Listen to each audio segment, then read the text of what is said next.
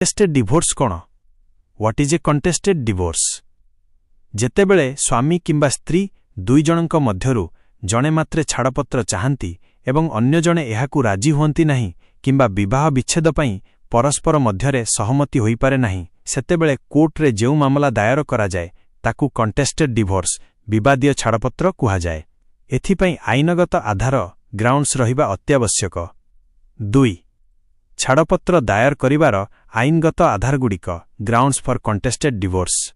ହିନ୍ଦୁ ବିବାହ ଅଧିନିୟମ 1955, Hindu marriage act 1955ର ଧାରା 13(1) ଅନୁଯାୟୀ ନିମ୍ନଲିଖିତ କାରଣଗୁଡ଼ିକ ଆଧାରରେ କଣ୍ଟେଷ୍ଟେଡ୍ ପିଟିସନ୍ ଦାୟର କରାଯାଇପାରିବ। ଶାରୀରିକ ବା ମାନସିକ ଅତ୍ୟାଚାର, କ୍ରୁଏଲ୍ଟି, ସ୍ୱାମୀ କିମ୍ବା ସ୍ତ୍ରୀଙ୍କ ଦ୍ୱାରା ଅମାନବୀୟ ବ୍ୟବହାର ବା ନିର୍ଯାତନା। ପରକ୍ରିୟା ପ୍ରୀତି ବା ବ୍ୟଭିଚାର, ଆଡଲ୍ଟରି, ବିବାହ ବହିର୍ଭୂତ ଶାରୀରିକ ସମ୍ପର୍କ। ପରିତ୍ୟାଗ, ଡିଜର୍ସନ୍, ବିନା କୌଣସି ଯଥାର୍ଥ କାରଣରେ ଅନ୍ୟ ସାଥୀଙ୍କୁ 2 ବର୍ଷରୁ ଅଧିକ ସମୟ ଧରି ଏକାକୀ ଛାଡ଼ିଦେବା। ଧର୍ମ ପରିବର୍ତ୍ତନ, କନ୍ଭର୍ସନ୍, ଜଣେ ସାଥୀ ଅନ୍ୟ ଧର୍ମ ଗ୍ରହଣ କରିବ।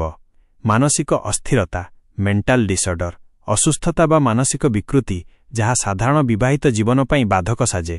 କୁଷ୍ଠ ବା ଅନ୍ୟ କୌଣସି ସଂକ୍ରାମକ ରୋଗ, ଭିରୁଲେଣ୍ଟ ଡିଜିଜ୍, ସାଂଘାତିକ ରୋଗରେ ଆକ୍ରାନ୍ତ ହେବା। ନିଖୋଜ ରହିବା, ପ୍ରେଜମ୍ପସନ୍ ଅଫ୍ ଡେଥ୍, ଯଦି ଜଣେ ବ୍ୟକ୍ତି କ୍ରମାଗତ 7 ବର୍ଷ ଧରି ନିଖୋଜ ଅଛନ୍ତି ଏବଂ ତାଙ୍କର କୌଣସି ସନ୍ଧାନ ମିଳୁନାହିଁ। 3. ପିଟିସନ୍ ଦାୟର କରିବାର ପ୍ରକ୍ରିୟା, ପ୍ରୋସିଜର ଟୁ ଫାଇଲ୍। 1. ଓକିଲଙ୍କ ନିଯୁକ୍ତି, ହାଇରିଂ ଆନ୍ ଆଡଭୋକେଟ୍।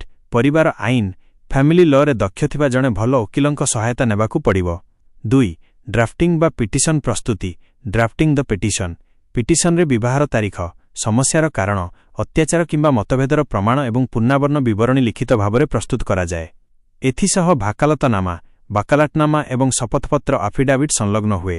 3. କୋର୍ଟରେ ଦାୟର, filing in family court.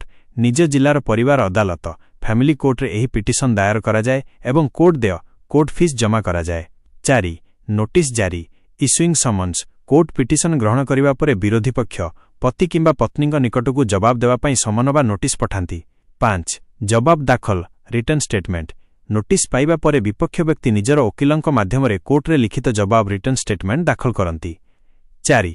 Petition ପରୀକ୍ଷା ଏବଂ ମାମଲାର ପଦକ୍ଷେପ, ଗ୍ରିଭେନ୍ସ ମିଡିଏସନ୍, ମଧ୍ୟସ୍ଥତା। କୋର୍ଟ ପ୍ରାୟତଃ ମାମଲାକୁ ବିଚାର କରିବା ପୂର୍ବରୁ ଉଭୟ ପକ୍ଷଙ୍କ ମଧ୍ୟରେ ବୁଝାମଣା କରାଇବା ପାଇଁ ମିଡିଏସନ୍ ସେଣ୍ଟର, ମଧ୍ୟସ୍ଥତା କେନ୍ଦ୍ରକୁ ପଠାନ୍ତି। ଯଦି ସେଠାରେ ସମାଧାନ ନ ହୁଏ ତେବେ ମାମଲା ପୁଣି କୋର୍ଟକୁ ଆସେ। ଇସ୍ୟୁଜ୍ ଫ୍ରେମିଂ, ପ୍ରଶ୍ନ ଗଠନ। କୋର୍ଟ ଉଭୟ ପକ୍ଷଙ୍କ ଅଭିଯୋଗ ଏବଂ ଜବାବକୁ ଆଧାର କରି ମାମଲାର ମୂଳ ପ୍ରସଙ୍ଗଗୁଡ଼ିକ ସ୍ଥିର କରନ୍ତି। ପ୍ରମାଣ ଓ ସାକ୍ଷ୍ୟ, ଏଭିଡେନ୍ସ କ୍ରସ୍ ଏକ୍ଜାମିନେସନ୍। ପ୍ରଥମେ ଆବେଦନକାରୀ ନିଜର ସାକ୍ଷ୍ୟ ଏବଂ ପ୍ରମାଣ ଦିଅନ୍ତି। ଏହାପରେ ବିପକ୍ଷ ପକ୍ଷର ଓକିଲ ଆବେଦନକାରୀଙ୍କୁ ଜେରା, କ୍ରସ୍ ଏକ୍ଜାମିନେସନ୍ କରନ୍ତି। ଏହାପରେ ବିପକ୍ଷ ପକ୍ଷ ନିଜର ସାକ୍ଷ୍ୟ ଓ ପ୍ରମାଣ ଦିଅନ୍ତି ଏବଂ ପ୍ରଥମ ପକ୍ଷର ଓକିଲ ତାଙ୍କୁ ଜେରା କରନ୍ତି। ଯୁକ୍ତିତର୍କ, ଆର୍ଗ୍ୟୁମେଣ୍ଟସ୍। ଉଭୟ ପକ୍ଷର ଓକିଲମାନେ ଆଇନଗତ ତଥ୍ୟ ଏବଂ ପ୍ରମାଣ ଆଧାରରେ କୋର୍ଟରେ ଯୁକ୍ତି ବାଢ଼ନ୍ତି। ରାୟ, ଫାଇନାଲ୍ ଜଜମେଣ୍ଟ। ସମସ୍ତ ପ୍ରମାଣ ଏବଂ ଯୁକ୍ତିକୁ ଅନୁଧ୍ୟାନ କରି ମାନ୍ୟବର କୋର୍ଟ ଛାଡ଼ପତ୍ର ମଞ୍ଜୁର କରନ୍ତି କିମ୍ବା ପିଟିସନ୍ ଖାରଜ କରନ୍ତି। 5. ଆବଶ୍ୟକୀୟ ଡକ୍ୟୁମେଣ୍ଟସ୍, ରିକ୍ୱାୟାର୍ଡ ଡକ୍ୟୁମେଣ୍ଟସ୍। ବିବାହ ପ୍ରମାଣପତ୍ର, ମ୍ୟାରେଜ୍ ସାର୍ଟିଫିକେଟ୍ କିମ୍ବା ବିବାହର ଫଟୋ କାର୍ଡ। ସ୍ୱାମୀ ଏବଂ ସ୍ତ୍ରୀଙ୍କର ଠିକଣା ପ୍ରମାଣପତ୍ର, ଆଧାର କାର୍ଡ, ଭୋଟର ଆଇଡି। ଉଭୟଙ୍କ ଆୟର ପ୍ରମାଣ, ସ୍ୟାଲାରୀ ସ୍ଲିପ୍ ବାଇ ଆଇଟିଆର୍ ମାଇନସ୍ ଯଦି ଅନ୍ତର୍ବର୍ତ୍ତୀକାଳୀନ ଭରଣପୋଷଣ, ଇଣ୍ଟେରିମ୍ ମେଣ୍ଟେନାନ୍ସ ଆବଶ୍ୟକ ହୁଏ। ଅତ୍ୟାଚାର ବା ବିବାଦର ପ୍ରମାଣ, ଯଥା ମେଡିକାଲ ରିପୋର୍ଟ, ପୋଲିସ ଏତଲା କିମ୍ବା ଚାଟିଂ ଫଟୋ ଇତ୍ୟାଦି।